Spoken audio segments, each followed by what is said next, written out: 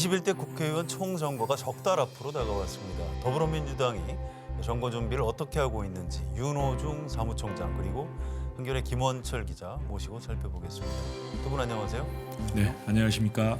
먼저 김원철 기자한테 질문을 드릴게요. 지금 더불어민주당 출입하는 기자 반장이신데요. 선거 앞두고 민주당 분위기가 어떻습니까? 요즘 여론조사 결과치가 워낙 좋게 나오고 있기 때문에 과반은 어려울 수도 있겠지만 일당은 충분히 할 수 있지 않겠는가 그런 자신감이 당에 전반적으로 좀 퍼져 있는 것으로 보입니다. 네, 윤호중 총장님, 이거 네. 선거 앞두고 고개를 드는 게 제일 위험한 것 아닌가요? 네, 당 그렇습니다. 분위기가 왜 이렇게 너무 좀 자신감이 있는 거 아닌가요? 네, 연말 연초에 여론조사가 조금 좋게 나온 것은 사실입니다만 네. 선거라는 것은 언제 어떤 변수에도 그 민심이 흔들릴 수 있습니다. 특히 선거일이 가까우면 가까울수록 이 평상시에 한 달, 두 달에 걸쳐서 일어나던 일들이 하루 이틀에도 일어날 수 있기 때문에 항상 저희 조심하고 있고요. 또 이 민심을 거스르는 일이 이 발생해서는 안 된다 이렇게 생각하고 겸손한 자세로 선거 준비를 하고 있습니다. 네, 알겠습니다. 자, 전체적인 상황과 구도에 대해서 먼저 좀 얘기를 나눠보도록 하겠습니다. 자, 문재인 대통령 임기 한복판에 치러지는 선거인데도 문재인 정부 심판론보다는 야당 심판론이 좀 더 높다 이런 여론조사 결과가 나오고 있어요. 참 좀 약간 신기한 일인데 왜 이런 현상이 벌어지는 걸까요? 물론 저희가 잘해서 그렇다는 말씀은 드릴 수가 없습니다. 저희가 잘하는 것도 물론 있겠지만 못하는 것도 많이 있습니다. 다만 이 자유한국당이 야당으로서의 역할을 제대로 못하고 있는 것 같습니다. 특히 이제 지금의 자유한국당은 이 3년 전 국민들로부터 이 탄핵을 받은 그런 정당이고요. 그것을 스스로 한계를 제대로 극복해 나가면서 새로운 야당이 되려는 모습을 보였어야 하지 않았나 이렇게 생각을 하는데요. 그렇지 않았기 때문에 아직도 국민들에게는 그 국정농단을 벌였던 그 수법 그 자세로 이 국정의 발목을 잡고 있다라는 그런 평가를 받고 있지 않나 이렇게 생각을 합니다. 그렇군요. 자, 이번 총선에 더불어민주당 후보로 문재인 정부 청와대에서 근무했던 분들이 좀 많이 출마하시는 것 같은데요. 네. 60명 이런 보도도 있고요. 자, 이렇게 청와대 출신들이 대거 총선에 후보로 출마를 하면 민주당에 이게 유리하게 작용할까요? 아니면 좀 부담으로 작용할까요? 예, 언론 보도에는 60명, 70명 이런 보도들이 나오고 있는데요. 그렇죠. 실제로 공천을 받는 숫자는 절반도 되지 않을 것이다 이렇게 생각이 됩니다. 아, 그런가요? 예, 저희 당은 기본적으로 1년 전에 그 공천과 관련돼 있는 이제 그 룰을 전부 확정을 지어놨고 그 다음에 또 그 룰에 맞춰서 후보들이 착실하게 준비를 해왔습니다. 특히 경선 준비를 많이 해왔기 때문에 경선 결과는 그렇게 이 경력 하나 가지고 좌지우지될 수 있는 그런 것은 아닙니다. 그러나 어떻든 이 문재인 정부에서 많은 인재를 배출하고 또 발굴하고 그렇게 해서 당에 보내 주었다라고 하는 것은 저희 당으로서는 고무적입니다.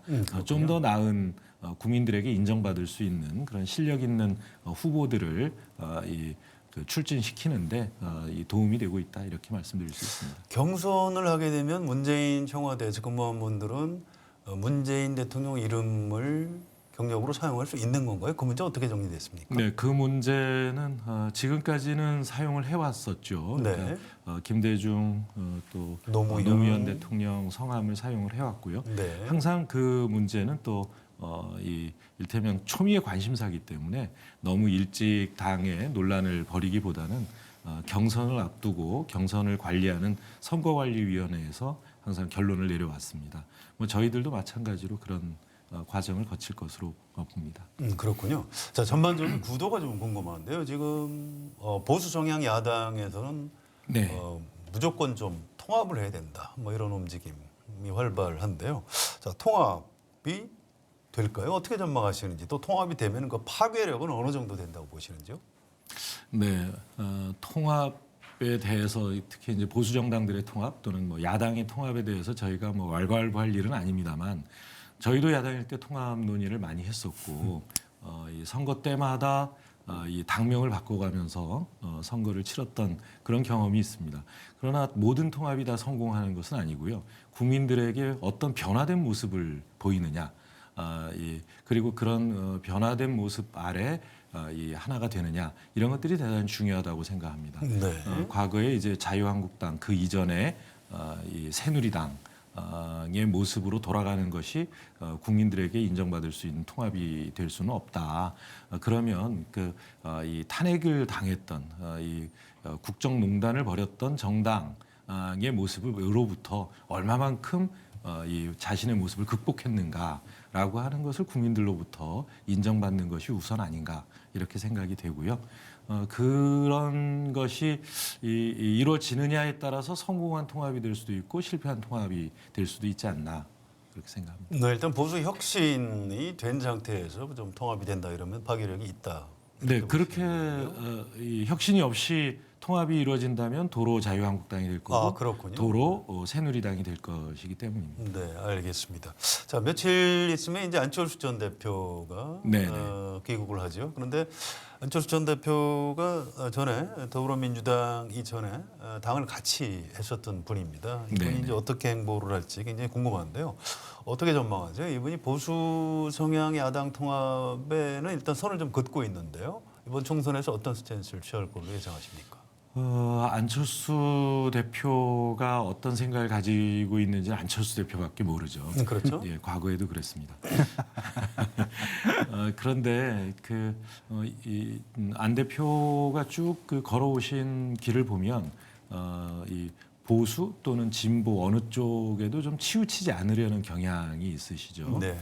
그러면 이제 이 보수가 됐든 진보가 됐든, 그러니까 이 중도 세력과 함께하려는 이 정당이 있다면 모르겠는데 그냥 보수 가치만을 중심으로 통합을 해보겠다라고 하면 거기에 아마 가담하기 어려우시지 않을까 이렇게 생각이 되고요.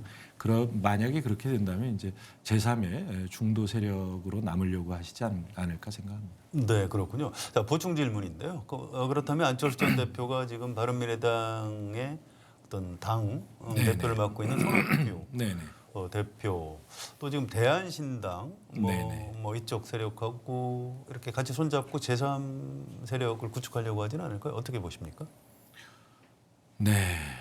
뭐 한마디로 예측하기 어려운 일입니다. 그렇군요. 네네. 이 안철수 대표가 이제 세를 만들어서 도전을 하려고 하실지, 네. 이 명분을 먼저 세우고 세를 만들려고 하실지, 그것은 어떤 선택을 하실지 좀 더 지켜봐야 되지 않나 싶은데요. 네, 알겠습니다. 자, 이번 총선거에서는 이른바 준연동형 네. 비례대표제 이렇게 이제 선거제도가 좀 바뀌었고요. 바뀐 선거제도로 치러지게 됩니다. 이 선거제도의 변화가 이번 총선에 어떤 영향을 미치게 될까요?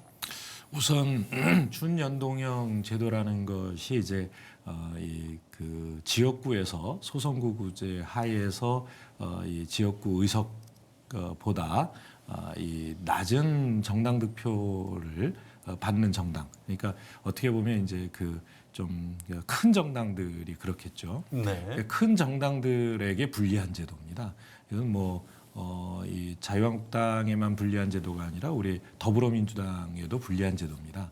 그래서 실제로 이 비례대표 의석을 현재보다 한 10석 정도는 이 손해를 보는 그런 제도라고 평가가 되고요. 네. 그만큼 이제 군소 정당들에게 비례대표 의석을 더 주는 거죠. 주어서 네. 다양한 국민의 뜻을 의회에 반영할 수 있도록 하는 그런 제도라는 면에서 정치 개혁의 이 핵심적인 내용을 담고 있다 이렇게 볼 수 있는데요.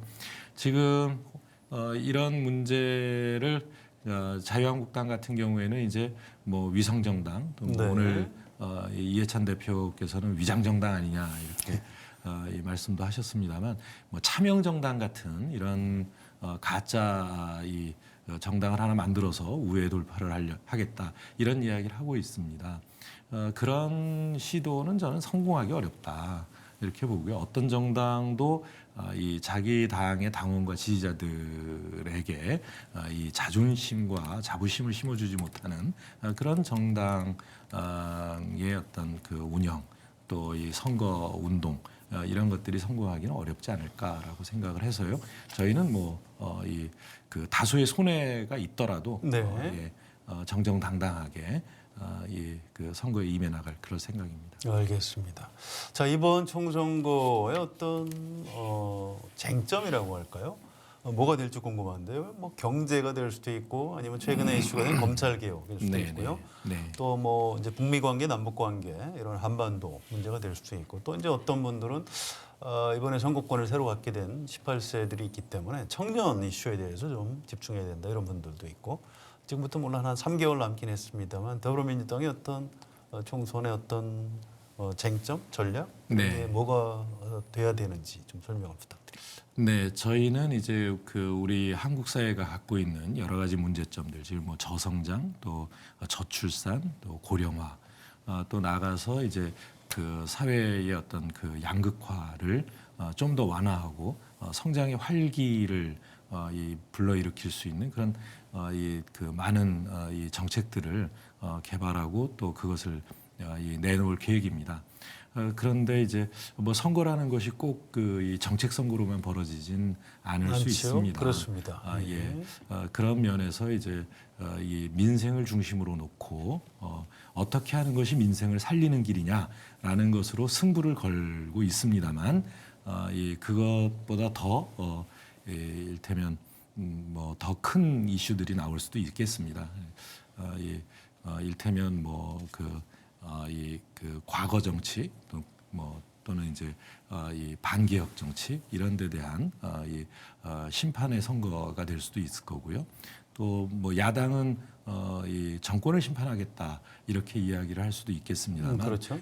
지금 20대 국회가 이 많은 일을 했습니다만 국민들에게 많은 실망도 안겨주었기 때문에 네. 이런 20대 국회의 잘못된 이 운영 이 잘못된 행태 이런 것들을 또 심판하는 그런 선거도 될 수 있겠다 생각합니다.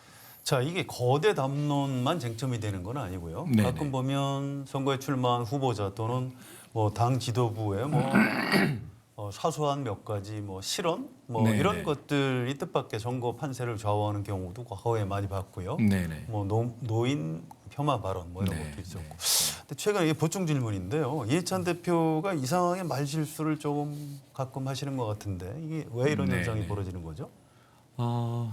뭐 이해찬 대표께서 뭐 인권 또는 이제 그러니까 그 장애인에 대한 감수성이 좀 부족하신 건 아니고요. 아, 그건 아닌가요? 예, 그렇지는 않습니다. 네. 굉장히 이제 그 약자에 대한 배려를 많이 하시는 분이고 네. 또 그분들에게 어떻게 하면 또 넓은 기회의 문을 열어드릴 수 있는가 항상 고민하는 분이신데요. 네. 일테면 앞에 계신 분을 좀 칭찬하다가 이 앞에 안 계신 분들을 네. 좀 비하하는 듯한. 그 기분 나쁘게 해드리는 경우들이 있어요. 그렇군요. 그런 부분들은 또 충분히 지금 뭐가 문제인지 알고 계시기 때문에 앞으로는 그런 일이 없지 않을까 생각합니다. 알겠습니다. 자, 좀 더 중요하고 예리한 질문 우리 김원철 기자한테 예리해야 될 텐데요. 네. 네, 일단 첫 질문으로 이제 뭐 민주당의 목표 의석수 이런 것들 이제 지지자분들이나 이런 분들 되게 궁금해하실 텐데 네네. 예, 당에서 좀 어떻게 보고 계신지. 예, 저희는 뭐 의석수를 몇 석이다 이렇게 하고 있지는 않고요. 저희 이제 뭐 과반이 된다면 얼마나 좋겠습니까? 그러나 이제 현재의 선거제도에서 과반 의석을 확보한다는 것은 굉장히 어려운 일이고요. 그건 불가능하다고 생각을 안 합니다만 기적이 일어나야 가능한 일이고요. 저희들은 그러니까 의석이 몇 석이 되었든 그러니까 그 제1당이 되는 것이 우선 목표다. 이렇게 말씀드릴 수가 있겠는데 왜 제1당이냐 하면 제1당이 이런 그 다당제 구도의 국회에서는 그러니까 다수 연합을 만드는 이니셔티브를 그 주도권을 줄 수 있기 때문입니다. 그래서 이제 다수 이 연합을 만들 수 있는 이 충분한 의석을 확보하고 싶다. 이렇게 말씀드리면 정확하지 않을까 싶습니다. 당 일각에서는 아까 앞서 말씀하셨다시피 비례에서 한 10석을 잃고 네네. 또 호남에서 한 20석을 더하면 네. 한 130 플러스 알파 정도 말씀하신 분들도 계시더라고요. 예, 뭐 그분들 저 관측대로 이루어졌으면 좋겠다 생각하는데요.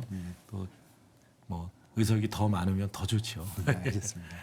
그 지역구가 253개나 되는데 네네. 그 당이 생각하는 좀 전략 선거구가 있다면 몇 군데 좀 소개해 주실 수 있을까요?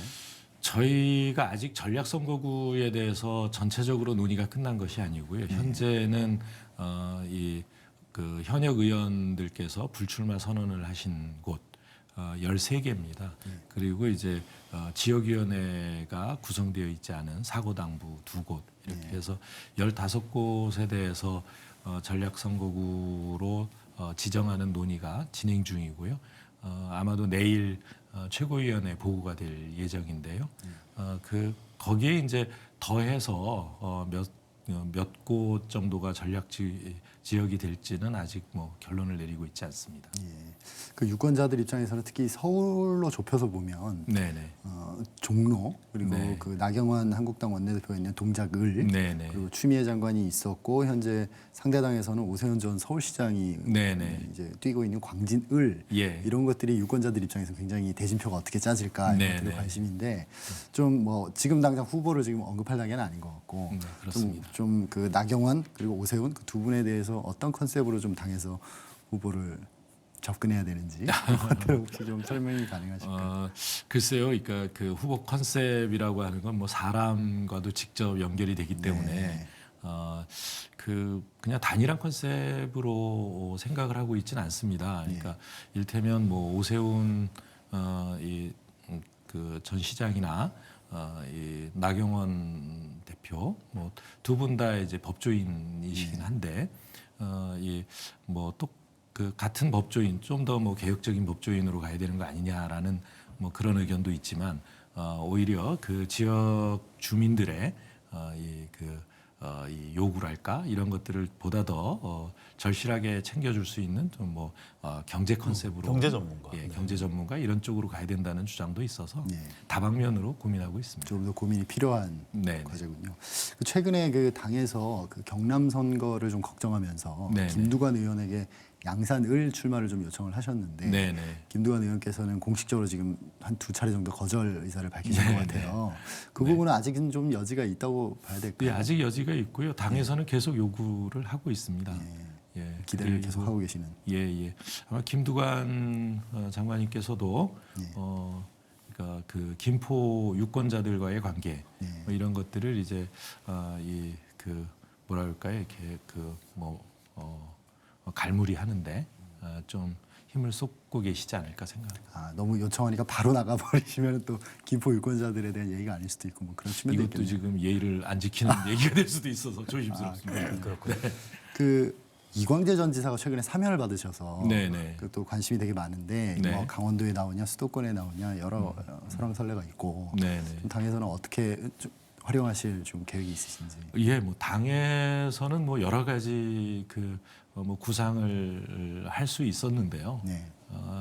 오히려 본인께서 그 강원도민에 대한 그 책임을 그동안 못다한 이 역할을 하고 싶다는 그런 뜻을 가지고 있는 것으로 알고 있습니다. 그럼 강원 출마 쪽으로 좀 정리가 된 걸로. 뭐 그쪽이 좀 더 가능성이 높아졌다 이렇게 보시면 되겠습니다. 그러시군요.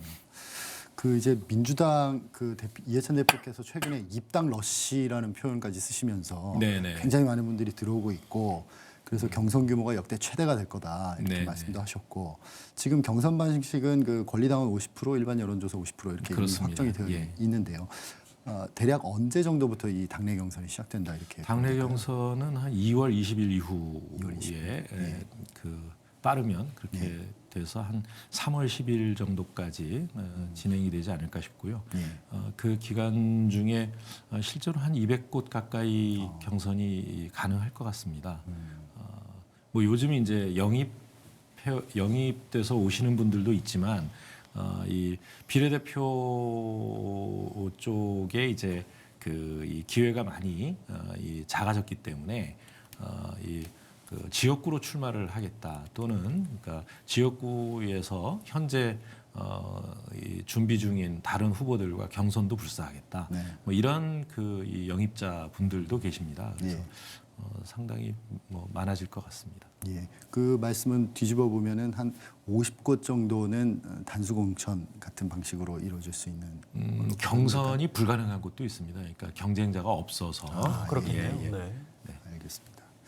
지금 공천관리위원 차원에서 이제 뭐 검증위도 있었고요. 총선에 좀 부정적인 영향을 미칠 수는 있지만 또 배제 기준에는 또 명시적으로 해당하지 않는 네네. 뭐 그런 후보 예를 들어서 뭐 성추행 혐의 받았지만 1심에서는 무죄를 받은 정몽주 전 의원이라든가 이런 분들 같은 경우에는 뭐 공천관리위원회 차원에서 뭐 배제한다거나 이런 결정도 가능한 것인가요? 공천관리위원회가 이제 검증위원회를 통과하지 않은 후보의 경우에는 그러니까 검증 업무를 이 공관위가 동시에 진행을 하게 됩니다. 그럼 거기에서 이제 정밀하게 이 심사도 하고 검증을 하게 될 텐데요. 이거 뭐 사법 그러니까 특히 이제 미투 또는 이제 젠더 폭력과 관련되어 있는 그런 부분에 대해서는 사법 처리 여부보다는 보다 이제 피해자의 주장 이것을 좀 더 정밀하게 점검을 하고 있습니다. 그 추가로 하나 더 여쭤보면 지금 그 지역구 세습 논란이 좀 있는 그 문희상 네네. 국회의장님 아들 네네. 같은 경우에 그런 경우에도 이제 뭐 당에서 좀 특별히 고민을 할 수 있는 상황인 것인지 싶은데요. 예, 아직 예비 후보로 신청을 안 하고 있는 것 같은데요. 예. 뭐 다방면으로 고민을 하고 있지 않을까 싶습니다. 예, 그것도 결국 공관위에서 공천관리위원회에서 네, 공천 신청을 하게 되면 예. 이제 다음 주 월요일서부터 예. 신청 기간에 들어가거든요. 예. 내일 공고할 예정인데 그럼 신청이 들어오면 공관위의 심사를 거치게 됩니다. 그 공천 룰에 따르면 이제 현역 의원 중에 하위 20% 같은 경우에 이제 감점 대상인데요. 네네. 이 명단을 이제 당 규정상에는 발표한다라고 표현이 되어 있는데 네네. 이제 이걸 가지고 이제 대외적으로 발표를 할 거냐 말 거냐 하는 쟁점이 있잖아요. 그 부분은 혹시 좀 어떻게 정리가 될까요? 네, 사실 우리 이제 당규가 발표의 형식에 대해서는 구체적으로 정하고 있질 않습니다. 그래서 이제 저희들이 계속 검토해 오고 있는 거는 공개적으로 발표할 거냐, 아니면 이제 본인에게 고지하는 형식으로 발표를 할 거냐, 뭐 이것을 놓고 이제 검토를 해오고 있습니다. 그 아까 말씀하셨던 그 당내 경선은 아마 2월 10일 정도면 2월 20일 정도면 마무리 시작이 된. 예. 3월 10일 정도에 마무리 나오셨죠. 예. 그러면 전략 공천자 명단 그것도 이제 그때쯤 맞물려서 발표가 된다고 보면 될까요? 그 경선에 들어가는 경선 후보자들의 결정은 2월 20일 이전에 발표가 되는 것이죠. 이 전략 공천 후보자는 저희 이제 공관위의 절차를 따르는 것이 아니라 전략공천 심사위원회를 통해서 최고위원회가 직접 결정하게 돼 있어서요. 뭐 시기가 정해져 있지 않습니다. 아 그렇군요. 또 앞서서 빨리 할 수도 있고 뭐 늦게 할 수도 있고. 그렇군요. 마지막으로 제가 추가 질문 하나만 드리면 초반에 청년 공천 이런 얘기들이 많이 화제가 되면서 당에서 굉장히 의지를 가지고 계셨던 것으로 알고 있고, 근데 비례 의석이 많이 줄면서 그 부분도 조금 고민이 많으실 것 같고, 지역구 공천을 통해서라도 좀 청년들을 조금 민주당 우세 지역에 좀 전략적으로 배치한다거나 이런 것들을 통해서 비율을 좀 높여보겠다는 의지를 지금 현재 상황에서도 좀 현재도 가지고 있습니다. 그러니까 대개 이제 현역 불출마하시는 지역을 전략 선거구로 정하지 않았습니까? 그러니까 대개 이제 현역 의원 지역이었던 곳이 대부분 우리에게 우세한 지역이죠. 우세한 지역에는 되도록이면 그러니까 청년 여성들을 공천하려고 그렇게 준비 중입니다. 제가 좀 이제 이어서 질문을 좀 드릴게요. 자, 우선 김원철 기자. 민주당이 오늘 영입 인사 9번째죠. 발표한 걸로 알고 있는데 어떤 분이십니까? 세계은행 선임 이코노미스트를 지내신 최지은 박사입니다. 여성이고요. 네. 부산 출신이시고 하버드대 케네디 스쿨 행정학과 국제개발학과 석사, 옥스퍼드 대학 국제개발 박사학위형, 상당히 고스펙이신 분이시고 북한을 개방 경제로 전환하는 일에 함께하고 싶다 이런 포부를 밝히셨습니다. 자, 총장님, 영입 인사를 몇십 명 하는 겁니까? 언제까지 영입을 계속하게 돼 있는 거죠? 지금 이제 이번 주까지 하면 한 10분 정도가 그렇죠? 이제 일요일까지 10번째 영입자 발표고요. 그리고 나서도 한 10명 정도 더 남아 있습니다. 한 20명 정도 하실 계획이시군요. 영입의 어떤 기준 같은 게 있습니까? 영입의 기준은 저희가 이제 그 공정, 혁신, 미래 이런 우리 이번 총선 기획단을 만들면서 총선 준비의 기본적인 컨셉을 세운 적이 있습니다. 네. 그러니까 그 시대적 요구라고 할 수 있는 공정, 또 그다음에 이제 혁신, 그리고 앞으로의 미래를 담보해주는 또 청년, 이런 가치들을 이 자신의 삶을 통해서 꾸준히 노력해온 그런 분들을 주로 이렇게 영입을 하고 있습니다. 물론 이제 과거에는 어떤 뭐라 그럴까요? 뭐 노동이면 노동 또는 뭐 장애인, 여성, 청년 이런 형식의 분야별로 네, 뭐 분야, 부문 뭐 이런 또는 직역을 대표하는 그런 분들을 주로 영입을 했거든요. 그리고 이렇게 영입된 분들을 대부분 이제 비례대표에 배치를 하는 그렇습니다. 그런 형태의 이 영입이었습니다. 그런데 이번에 영입은 그러니까 오히려 이제 우리가 지향하려고 하는 가치, 미래의 가치를 구현해 온 분들을 영입을 하고 있고요. 이분들에게는 이 비례대표 또는 지역구에서 그러니까 뭐 경쟁을 불사하고라도 이렇게 도전할 수 있는 그런 분들로 영입을 하고 있다는 겁니다. 그 대신에 이제 그 선거법이 새로 바뀌어서 이 비례대표의 경우에도 과거처럼 이제 중앙당이 마음대로 이 순위 결정을 하고 이러는 것이 아니라 이 당원, 대의원 등 선거인단의 민주적인 결정 절차를 통해서 정하게 돼 있고요. 그렇죠.